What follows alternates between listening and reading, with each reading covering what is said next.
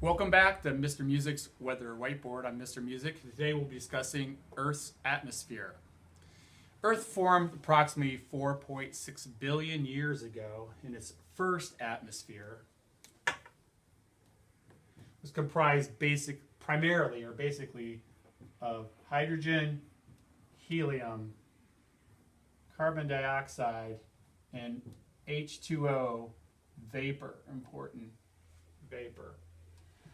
It's very volcanic. Think of this like Hawaii volcanoes, lava flows, kind of a brutal environment.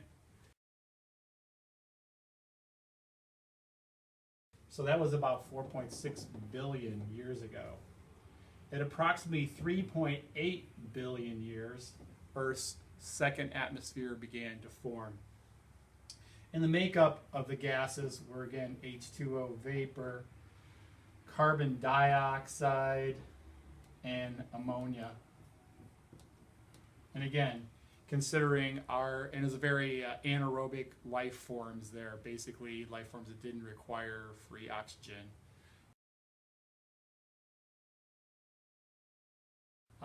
And then around 2.6 billion years ago, Earth's third atmosphere, which we would call today's modern atmosphere, formed.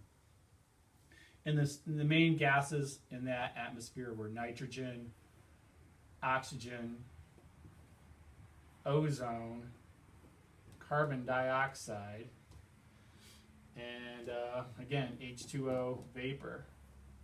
And the biggies there, really important, is that there is now free oxygen to create an aerobic life environment, if you will, and the formation of ozone, which ozone is going to now protect us from those brutal ultraviolet shortwave radiation coming from the sun. So Earth's modern atmosphere today is considered, it's the third atmosphere. That's the second. This is the third. And the keys to it are free oxygen and ozone were formed.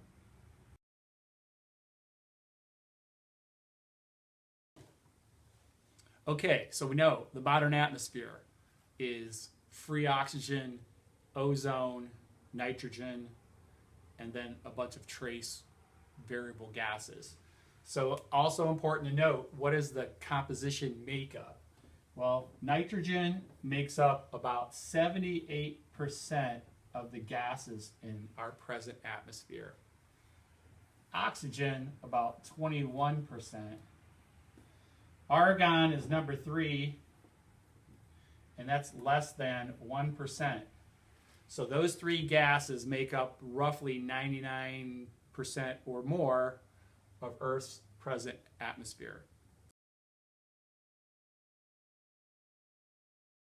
Now then what makes up the rest? We call those trace or variable gases, and also the other name you might recognize is greenhouse gases.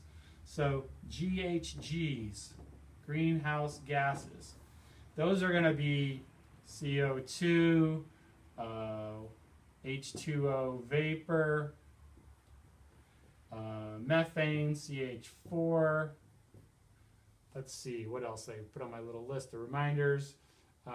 Those are some of the biggies. And even ozone can be considered a greenhouse gas, depending what layer the atmosphere is in. So primary gases, know it, nitrogen, oxygen, argon. Then your greenhouse or your variable gases, carbon dioxide, methane, water vapor, and O3 are some of them. There's other ones as well, but make up a very small part. So a little bit more about greenhouse gases is that why they call greenhouse gases? Well, greenhouse is kind of think of like an insulating effect. So these gases in our atmosphere act as a blanket. And so, because most people think they only hear greenhouse gases are bad. Well, they're bad when there's too much of them. Because think of them as a blanket, and you're laying down, you're going to bed at night, you put a blanket on, it keeps you warm. It helps regulate your body temperature, your body's releasing heat. Now, a blanket doesn't hold all your heat in, some of it is released. So, if you took away the greenhouse gases, no blanket, very cold. Earth would be extremely cold without these greenhouse gases because they're absorbing that long wave radiation, or some of it, as it leaves Earth's surface and acting as, and reflecting it back and absorbing it. Both help regulating Earth's temperature. So what happens though is when you have too much of those, too much CO2 released, too much methane released in the atmosphere. Now that's adding, it's like putting like 5 blankets on in a fur coat, just way too hot, because none of your energy can be released. Everything is held in. So greenhouse gases are good, they're required, they're needed. Too much greenhouse gases, not so good, makes us too warm. So remember the atmosphere, there's 3 atmospheres. The first, very volcanic. The second one, anaerobic. The third one, the modern atmosphere, having free oxygen and ozone, very important. You know the composition makeups of the atmosphere. Nitrogen number 1, oxygen number 2, argon number 3. Between those 3 makes up more than 99% of the total gases in our atmosphere. Then you have your variable or greenhouse gases. Carbon dioxide, water vapor, methane, and ozone are the primary ones. There are other trace ones as well. Welcome back to Mr. Music's Weather Whiteboard. I'm Mr. Music, and today we're going to continue our discussion on Earth's atmosphere. In the previous video, we talked about the general composition of Earth's atmosphere, the formation that there's 3, and now today we're living in what we would call the 3rd atmosphere, our modern atmosphere. So let's break it down though a little bit more. And for meteorological purposes, it's really important to understand the layers of our atmosphere and kind of what they do and how that impacts weather, etc., etc. So think of our Earth's atmosphere as like a layer cake, and there are 5 basic layers. Now, not necessarily to scale, and that will be another discussion, but going from the ground up is usually how we refer to it. There are 5 layers of our present atmosphere, and they're all spheres, I should say. So the lowest level is what's called the troposphere. I'm just going to abbreviate that as troposphere. It's where all the weather happens. So if I ever ask a question, tell me something about the troposphere, the answer should be it's where all the weather happens. And the reason is where all the weather happens is it's the layer that's closest to the surface, and it also contains almost all of the water within the atmosphere is in the troposphere. So I'm just going to put H2O. It's where all the weather happens. The next layer up, what's called the stratosphere. Strata. Let's put strats there. Stratosphere. Second layer of the atmosphere. The stratosphere, important to note, is where the ozone layer is located in the stratosphere. So kind of need to know something about every layer. So troposphere, where all the weather happens. Stratosphere, it's where the ozone layer lies. The next layer up is what's called the mesosphere, or mesos, and I put meso.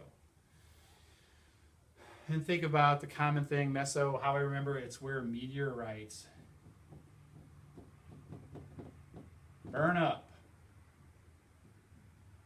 And so I always remember ME and ME for meteorites and mesosphere. So the mesosphere, 3rd layer of the atmosphere, it's where meteorites burn up.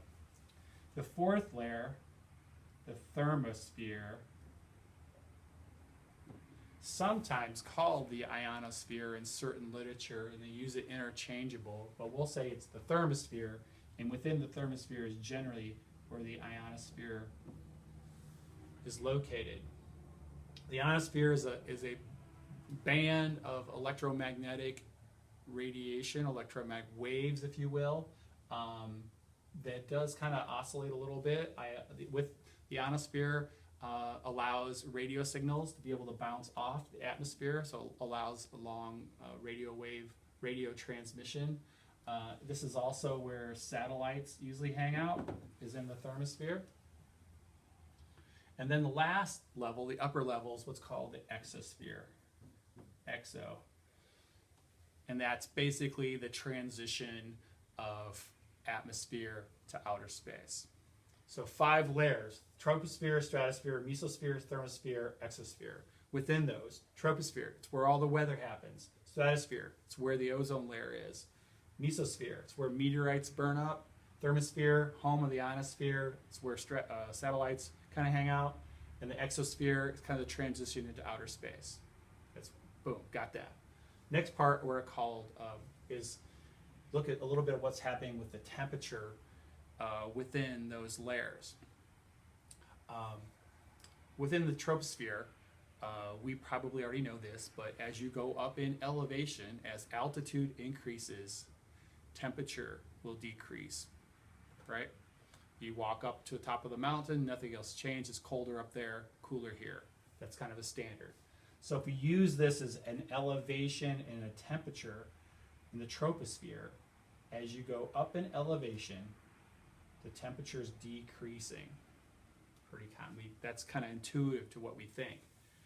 All right, at a certain layer, approximately 7 miles, depending on where on the planet you are, you get to this transition layer.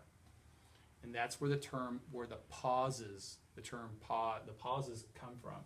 Where at a certain transition layer, where that stops as it's going up in elevation, it's not continuing to get colder. It's a pause. It just goes, it's going up in elevation without any temperature change. And then something radical happens here. It actually continues to go up in elevation. The temperature actually begins to warm in the stratosphere.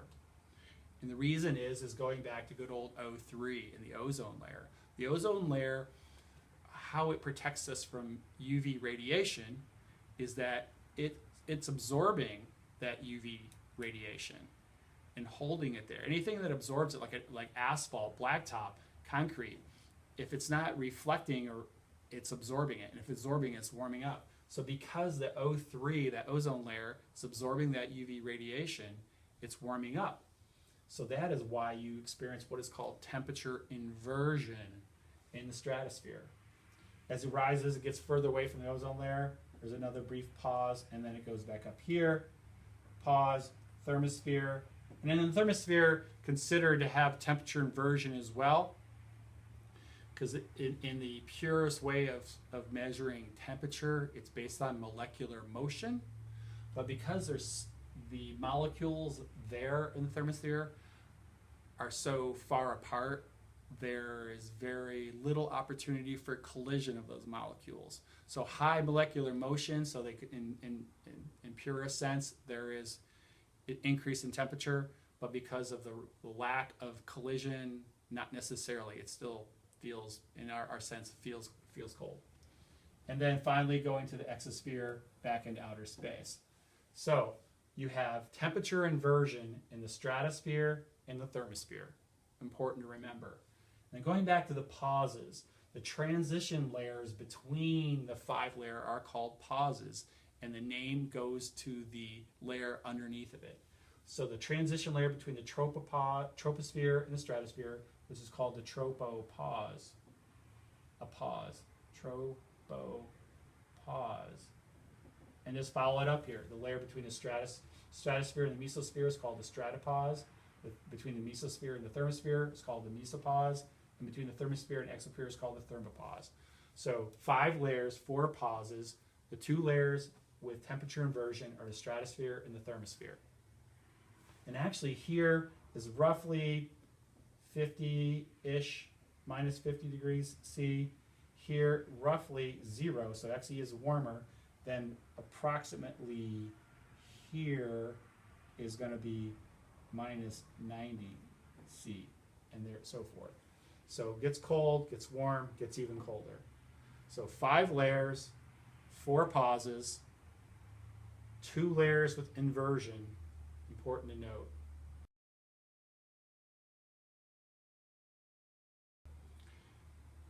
Troposphere, it's where all the weather happens, it's where the O2 is. Stratosphere is where the ozone layer is. Mesosphere, it's where meteorites burn up. Thermosphere houses the ionosphere, which allows radio transmission. Ionosphere also is what creates auroras. And lastly, the exosphere transition to outer space. And going back a little bit to the ionosphere and some of the other things and why auroras only happen, or you basically see them more towards the poles. So one last thing about our atmosphere.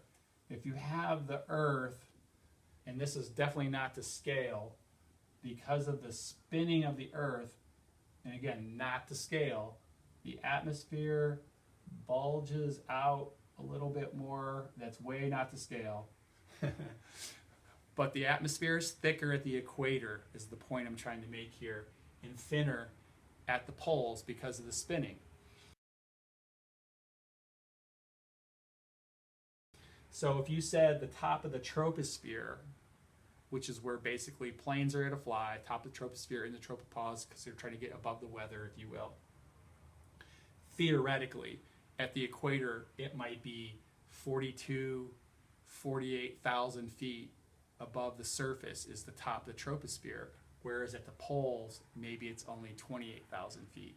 Those will fluctuate, but just understand was you have it's thicker at the pole, thicker at the equators, just leave it at that, thinner at the poles. All right, so that's Earth's atmosphere part 2. This is Mr. Music with Mr. Music's Weather Whiteboard. Look forward to having you back for another video very soon. Thanks.